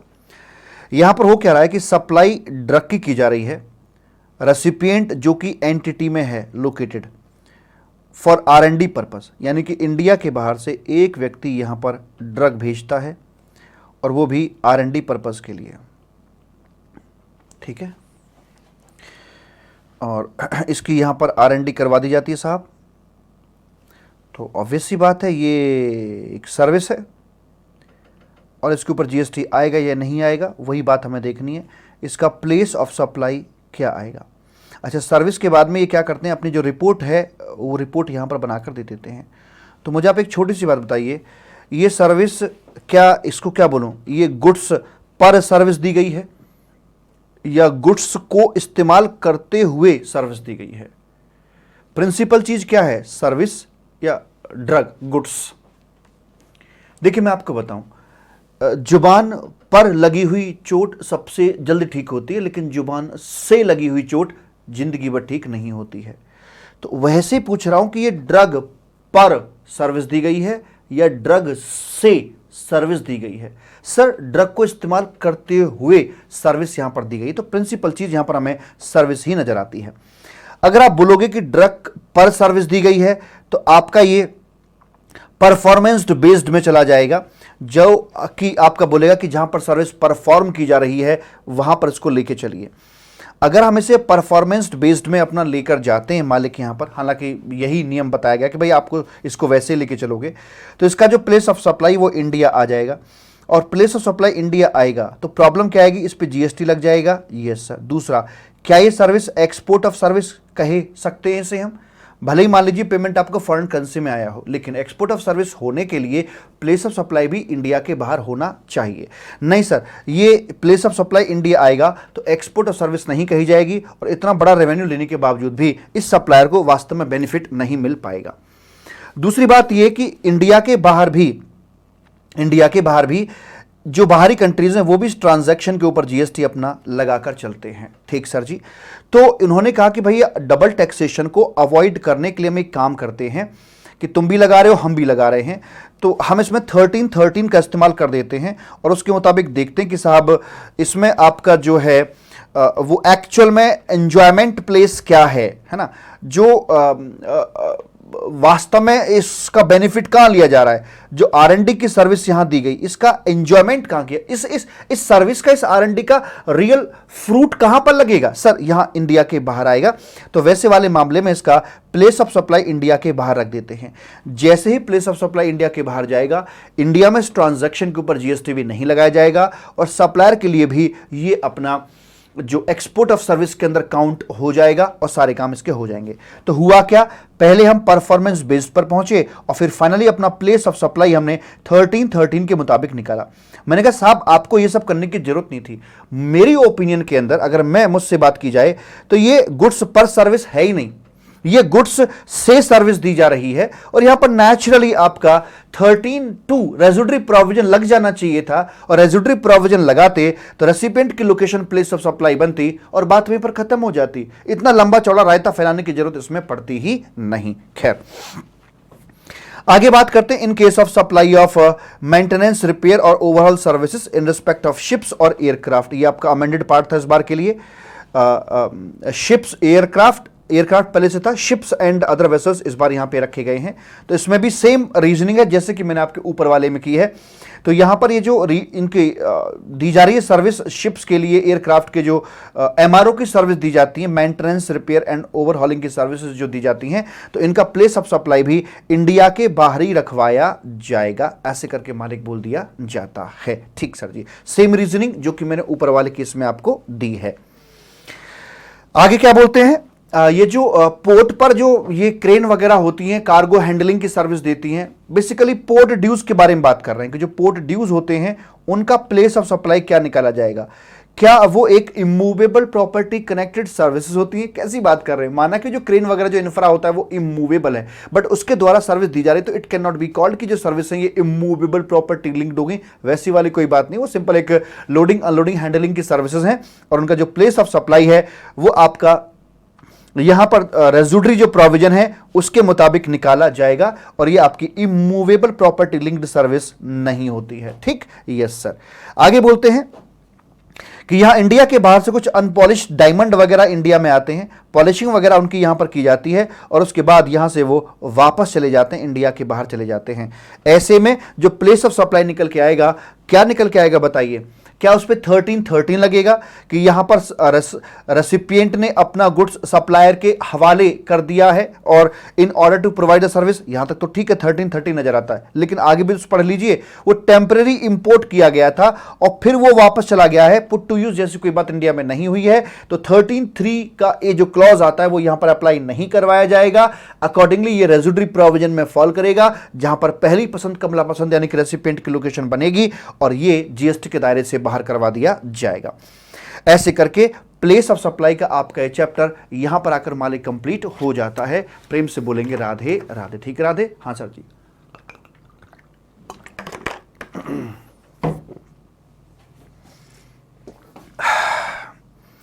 आगे है ओइडार की सर्विसेज। देखिए, ओइडार की service online information database access and retrieval services, ये डोमेस्टिकली भी हो सकती हैं, इंपोर्टेड भी हो सकती हैं। अब यहां पर मुझे कोई शौक नहीं है कि मैं डोमेस्टिक की यहां पर लिंकेज करके चलूं, क्योंकि इसमें जैसे बाकी सर्विस होती है वैसे आपके नॉर्मल तरीके से इसको ट्रीट किया जाता है। मुझे इंटरेस्ट है इसकी इंपोर्टेड सर्विस के अंदर। जब इस प्रकार की सर्विस इंपोर्ट की जाती है तो उसमें दो बातें होती हैं, एक B2B है, तो B2B है तब भी मुझे कोई इश्यू नहीं है, जैसे बाकी सर्विस को इंपोर्ट किया जाता है वैसे ही आपकी ओइडार की सर्विस इंपोर्ट की जाएगी। तो आरसीएम के तहत इस पर नॉर्मल तरीके से बड़ी आसानी से यहां पर जीएसटी लगवा दिया जाता है। ठीक, लेकिन मेरे लिए ये इंटरेस्टेड तब बन जाता है जब ये ट्रांजैक्शन अपनी B2C होती है और सरकार यहां पर जिद पकड़कर बैठ जाती है कि भाई हमें जीएसटी मतलब चाहिए। अब ऐसे में बड़ी समस्या पैदा यह हो जाती है कि जब B2C सप्लाई दी जा रही है और सप्लायर तो इंडिया के बाहर बैठा है, उस पर तो हमारा कंट्रोल है नहीं, और जो रेसिपिएंट है वो आपका एंड यूजर यहां पर बैठा हुआ है, तो जीएसटी किससे कलेक्ट करके चले, यह बड़ा चैलेंज यहां पर बन जाता है। यहां मैंने बताया कि ओइडार की सर्विस हम कहते किसे हैं और ओइडार सर्विस प्रोवाइडर कौन है, ये सारे के सारे हैं अपने online information, advertisement over the internet, matrimony website, weather information, database access कर लेना। जैसे छोटी दुकान होती है, आपको राशन का सामान चाहिए तो आप दुकान के बाहर खड़े रहते हो, दुकानदार आदमी सामान जो चाहिए पर्चा आप दोगे, वो सामान निकालकर आपको पकड़ा देगा, यानी कि आपको उतना ही देगा जितने की आपको जरूरत है, दैट्स इट। एक होता है आपका यहां पर ये आया ऑनलाइन इंफॉर्मेशन में पहला वाला। और डेटाबेस एक्सेस के अंदर क्या होता है कि पूरा का पूरा सुपरमार्केट आपका होता है, आपको जो चाहिए आप खुद निकाल सकते हैं वैसे करके। भारत मैट्रिमनी वेबसाइट होती है तो उस पर मान लीजिए अगर आप लड़के हैं तो आपका ऐसा नहीं कि उस पर जितनी भी लड़कियां रजिस्टर्ड हैं उन सबकी फोटो देखने के लिए आपको मिल जाएगी, ऐसा कुछ भी नहीं है। आपको सिर्फ वो मिलेगी जो आपके सूटेबल हैं आपके लिए, ठीक है, आपके लिए मैच मेकिंग बन पा रही है वैसे करके। डेटाबेस एक्सेस के अंदर क्या होता है, वो पूरा का पूरा डेटा आपके हवाले कर देते हैं, जो चाहे चुन लीजिए, आपकी मर्जी है। ठीक है सर जी। तो यहां पर जैसे ऑनलाइन गेमिंग वगैरह होगी, सारे के सारे पेड हो, जैसे मर्जी हो, आपके गेम्स वगैरह सब आप पूरा डेटाबेस आपके हवाले होता है, आपको जो मर्जी है आप उसे चुन सकते हैं। या कि आ जाती है बैकअप सर्विसेज, इसके अंदर इंटरनेट आपका मैंडेटरी होता है, बिना इंटरनेट के सर्विस देनी असंभव होती है, फुली ऑटोमेटेड होती है, बहुत नाम मात्र का ह्यूमन इंटरवेंशन आता है, अदरवाइज नहीं आता है। जब तक इंटरनेट रहेगा तब तक सर्विस चलती रहेगी, जैसे इंटरनेट बंद हुआ, इंटरनेट की सांसें बंद हुई, सर्विस वहीं पर बफर करना शुरू कर देगी। इस प्रकार की सर्विस को हम यहां पर कवर करके चलते हैं। यह है केस नंबर 1, यह आपकी B2B सप्लाई की हम यहां पे बात कर रहे हैं, जहां पर कि रेसिपिएंट आदमी अपना रजिस्टर्ड होता है। तो जैसे नॉर्मली और अदरवाइज इंपोर्ट ऑफ सर्विस होती हैं, उसी तरीके से इसकी भी प्रॉपर तरीके से लिंकेज कर दी जाती है कि भाई ओडार इंपोर्ट ऑफ सर्विस की है, और मान लीजिए यहां पर एक रजिस्टर्ड पर्सन है, उसने की है 20 लाख में की है, ओडार एक सर्विस है, import of service for consideration की जा रही है, निश्चित तौर पर यह अपनी यहां पर आकर बन जाएगी, एक सप्लाई बनेगी, इंटर स्टेट है, टैक्सेबल पर्सन के लिए RCM लगा दिया जाएगा। सीधी सी बात, जो नॉर्मल बाकी इंपोर्ट ऑफ सर्विस की हम चर्चा करके चलते हैं, वैसे ही चर्चा इसकी भी यहां पर करी जाती है। ठीक जी। लेकिन खास मामला कब बनता है, यहां पर आकर बनता है। क्या मामला है जी, ये सुनिए जरा। खास मामला इसलिए कि सरकार जिद पकड़ के बैठ गई, GST लेकर ही आना, खाली हाथ मत आ जाना। हमने कहा ठीक है जी। यह रहा आपका zapec.com, और यह है आपका यहां पर रेसिपिएंट आदमी, non taxable online unregistered person, मतलब नॉन टैक्सेबल पर्सन कह लो या अनरजिस्टर्ड पर्सन है। फॉर एग्जांपल, जैसे कि आपका 10 साल का छोटा बच्चा पेड गेम्स यहां पर खेल रहा है, तो उसकी जेब से, उसकी के पापा की जेब से पैसे गए, 100 रुपए, 200 रुपए, 500 रुपए, जो भी गए, उसका क्या सीन रहेगा। मेरी बेटी भी खेलती है रोब्लॉक्स, पता नहीं ढेर सारा उसमें होता है, पता नहीं क्या कॉइन्स वॉइन्स उसमें लेने होते हैं, तो 500 रुपये मुझसे भी ले लिए। तो अब क्या करके चले भाई इसके लिए, तो कहते कि ठीक है, एक एक जरा हौले हौले लिंकेज करते हैं।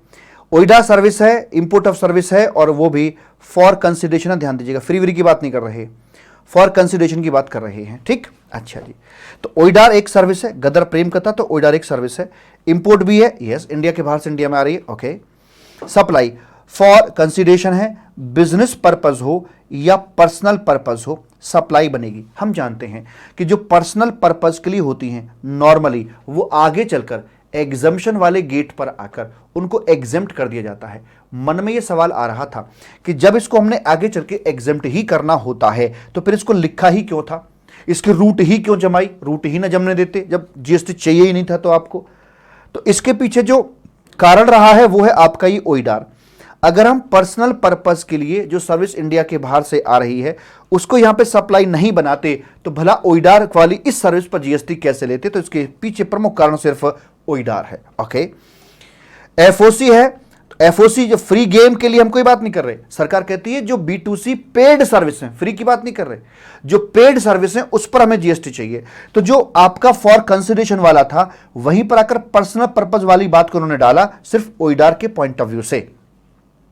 नेचर ऑफ सप्लाई क्या है, यहां पर ऑब्वियस सी बात है, नेचर ऑफ सप्लाई आपकी इंटरस्टेट ही, IGST की यहां पर चर्चा करी जाएगी, ओके जी। लेकिन प्रॉब्लम ये निकल के आएगी कि साहब, यहां ये जरा प्रॉब्लम ये निकल के आएगी कि जब आप एग्जाम्पशन पर पहुंचोगे तो वहां तो लिखा हुआ है कि जो पर्सनल नेचर की सर्विसेज हैं आपकी, जो पर्सनल यूज के लिए ली जाती है इंडिविजुअल के द्वारा, जैसे बच्चा छोटा, तो उनको एग्जेम्प्ट कर दिया जाता है क्योंकि यहां पर GST कलेक्ट करने में दिक्कत आ रही होती है। तो इसके लिए इन्होंने एग्जाम्पशन में एक प्रोवाइजो इंसर्ट किया। उस प्रोवाइजो के अंदर यह लिखा कि भैया जो ओइडार की सर्विसेज हैं, और ये सर्विसेज अगर ले रहा है एक नॉन टैक्सेबल पर्सन, तो इसको हम एग्जेम्प्ट नहीं करेंगे। एक प्रोवाइजो वहां पर क्रिएट कर दिया और उस पर भी आपका GST लगाया जाएगा। बट प्रॉब्लम ये आती है कि आप ये तय कैसे करोगे कि जो बच्चा है वो इंडिया का ही है, क्योंकि ये सर्विस तो वर्ल्ड वाइड दी जाती है। अब इंडिया में ली गई सर्विस, इस बात का क्या प्रमाण मिलेगा। तो इसके लिए अगर कोई 2 कंडीशन, इन तमाम कंडीशंस में से कोई 2 कंडीशन अगर पूरी हो जाती हैं, तो मानेंगे कि बच्चा इंडियन है। डिवाइस का IP एड्रेस हो, bank details, debit card, credit card, SIM card, billing, living address जो भी अपने, ये अगर इंडिया के अंदर आ रहे हैं तो बच्चा इंडिया का माना जाएगा। प्रॉब्लम ये आएगी कि आपने ये तो बोल दिया, जिद करके बैठेगा कि GST चाहिए ही चाहिए। अब मुझे बताइए क्या इस 10 साल के छोटे बच्चे से रिवर्स चार्ज के तहत जीएसटी वसूल किया जा सकता है? नेक्स्ट टू इम्पॉसिबल, संभव ही नहीं है। तो फिर जो सप्लायर है उसी से हम जीएसटी की बात करेंगे, भैया तू आ जा। अब सप्लायर पे कंट्रोल नहीं, लेकिन जीएसटी चाहिए चाहिए, तो हमें एक नियम बनाना पड़ेगा, कन्हैया कन्हैया तुम्हें आना पड़ेगा, आना पड़ेगा। भैया आजा, यहां इंडिया में आजा, आजा मेरे राजा, और आके अपना जीएसटी भर जा। तो ये सप्लायर इंडिया में आता है, यहां पर आकर ओइडार के लिए कोई स्टेट वाइज रजिस्ट्रेशन नहीं है, ऑल इंडिया के लिए एक सिंगल रजिस्ट्रेशन अपना लेगा वो, और अपना जीएसटी यहां पर भरकर चलेगा। Right, okay. एंड कौन सा आएगा? कभी कभी इंटरमीडियरी इसमें बीच में आ जाता है, जैसे मान लीजिए यहां पर सप्लायर और इंटरमीडियरी के थ्रू ही अपनी सर्विस आगे तक सौंप रहा है, तो इसमें किसको बुलाओगे? इसको बुलाओगे, इसको बुलाओगे। तो आप देखना इन दोनों में रिस्पॉन्सिबल कौन है, ये रिस्पॉन्सिबल है कि ये रिस्पॉन्सिबल है? जो भी रिस्पॉन्सिबल होगा ना उसको बुलाया जाएगा। अब रिस्पॉन्सिबल कैसे पता करें? आप देखो ना, इनवॉइसिंग कौन कर रहा है, सर्विस की पेमेंट कैसे जा रहा है, general terms and condition of service, service की जनरल टर्म्स एंड कंडीशन कौन सेट कर रहा है? अमेजन सेट कर रहा है या फिर ये कर रहा है? तो जौन सा भी सेट कर रहा होगा उसे यहां पर आना पड़ेगा जीएसटी भरने के लिए। राइट सर, ओके सर जी। यही बात सेक्शन नंबर 14 में बताई गई है डिटेल के अंदर कि भाई जो भी यहां पर अपना रिस्पॉन्सिबल होगा उसे इंडिया के अंदर आना पड़ेगा। आगे चलिए, अब इंपोर्ट ऑफ सर्विस के ऊपर तो नॉर्मली हम बोलते हैं कि रिवर्स चार्ज मैकेनिज्म लगाया जाता है, लेकिन यहां तो भाई चक्कर पड़ जाएगा, यहां तो रिवर्स चार्ज मैकेनिज्म में ले नहीं सकते, तो यहां फिर नियम बदला। प्रबल प्रेम के पाले पड़कर प्रभु को नियम बदलते देखा, अपना मान भले टल जाए भक्त का मान टलते देखा। तो यहां पर मान नहीं टलने दिया जाएगा, और कहा कि हमारी बात सुनिएगा, नॉर्मली इंपोर्ट ऑफ सर्विस पे आरसीएम लगता है ना, लेकिन इसमें छूट मिल गई ओइडार को, एक प्रोवाइजो क्रिएट किया गया और कहा कि ओइडार के ऊपर ये आरसीएम वाला नियम लागू नहीं करवाया जाएगा। सर टाइम ऑफ सप्लाई कैसे निकालेंगे? एनसीएम का प्रोविजन या आरसीएम का? दोनों में अलग अलग बातें होती है। एनसीएम का प्रोविजन अप्लाई किया जाएगा। एनसीएम मतलब नॉर्मल चार्ज मैकेनिज्म या फॉरवर्ड चार्ज मैकेनिज्म भी आप उसे बुला सकते हो। तो इनवॉइस और completion date, payment date whichever is earlier, क्योंकि यहां पर आरसीएम की बात तो हो ही नहीं रही है, प्रोसीजरल पार्ट सारा का सारा वही सप्लायर ही अपना यहां पर करके चलेगा। तो आज के लिए इतना ही, थैंक यू सो मच, और खूब सारी मेहनत करें और उगते हुए सूरज को ध्यान में रखें कि जिस दिन आप सीए बन जाओगे तो जो नेक्स्ट आपका मॉर्निंग का उगता हुआ सूरज आपको देखना है और बाहें फैला के ऐसे बोलना है कि हां आज मैं चार्टर्ड अकाउंटेंट हूं। ये काम जरूर करना है, ये ड्रीम देखो। तो कौन सा सूरज होगा, आएगा तो सही, एक दिन वो भी आएगा कि जिस दिन आप ऐसे सूरज के सामने ये खड़े हो कि हां आज मैं सीए हूं। ठीक है, इस ड्रीम को दिमाग में रखो। Thank you so much, bye tata and love you मेरे बच्चा, बाय बाय।